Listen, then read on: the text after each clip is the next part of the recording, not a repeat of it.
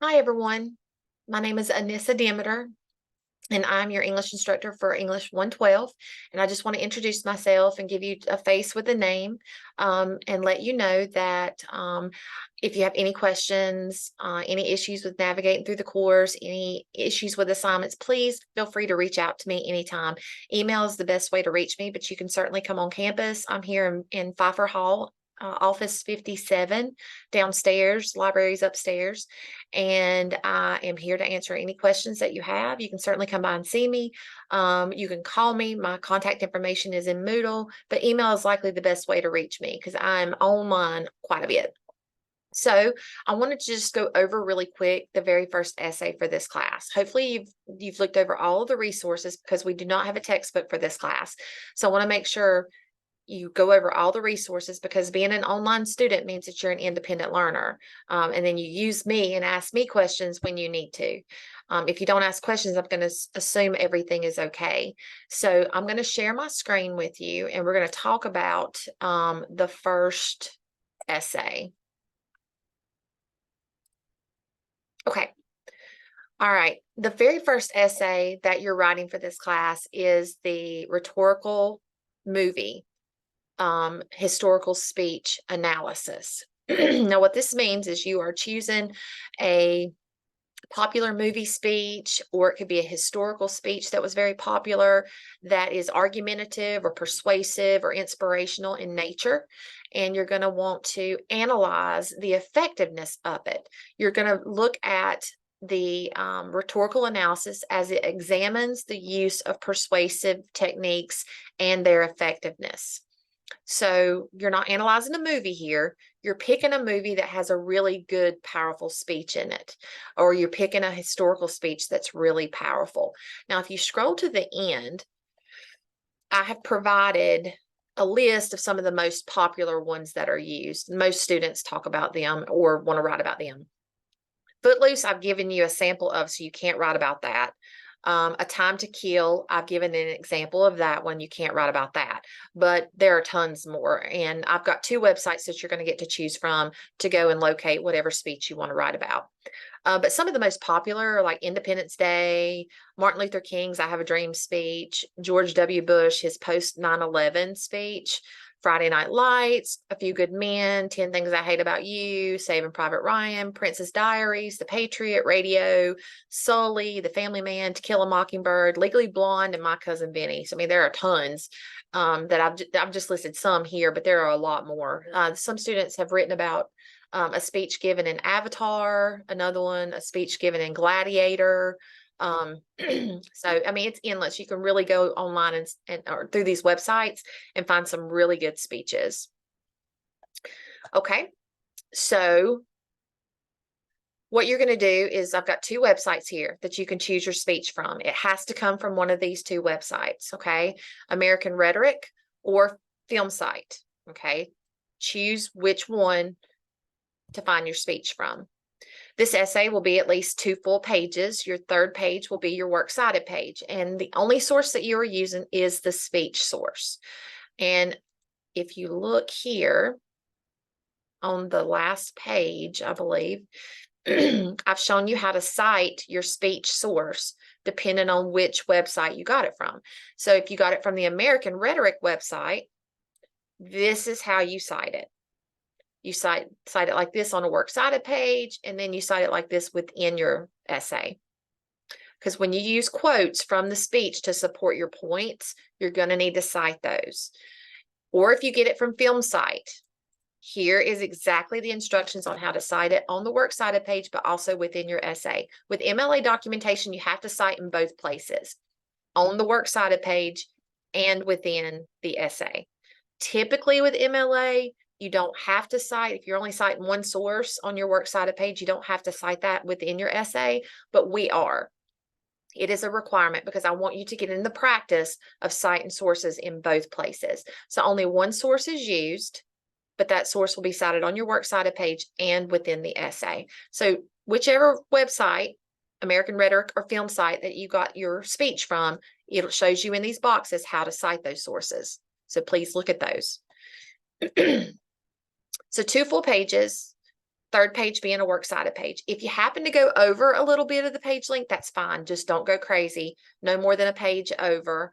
But always meet the length requirements. Always. If you submit a page and it's supposed to be 2 pages, then that's major point deductions. Even if you submit a page and a half, that's still point deductions that you don't really need.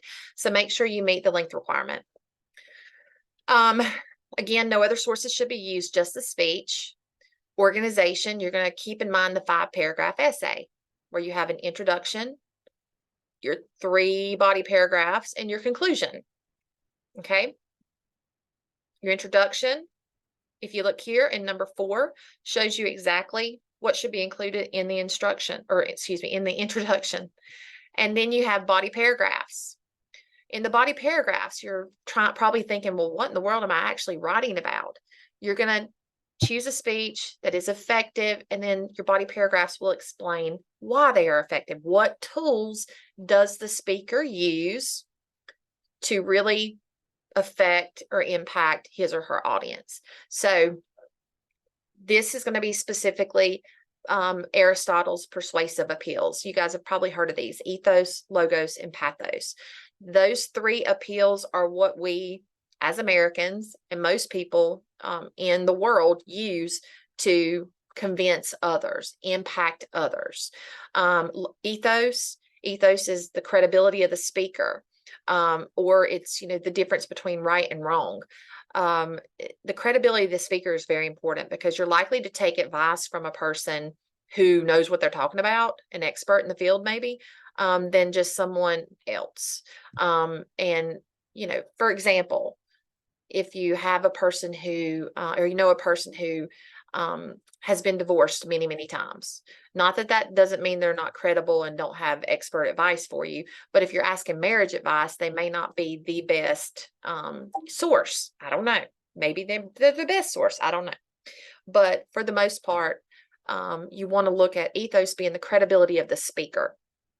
What makes the speaker of the speech credible? What is their background? Who are they in this movie, or who are they? Create the context of the speech given and why it's important. And then you've got logos. Logos is the delivery of facts. That's how you know if a speech is really good too, is, are you giving me facts?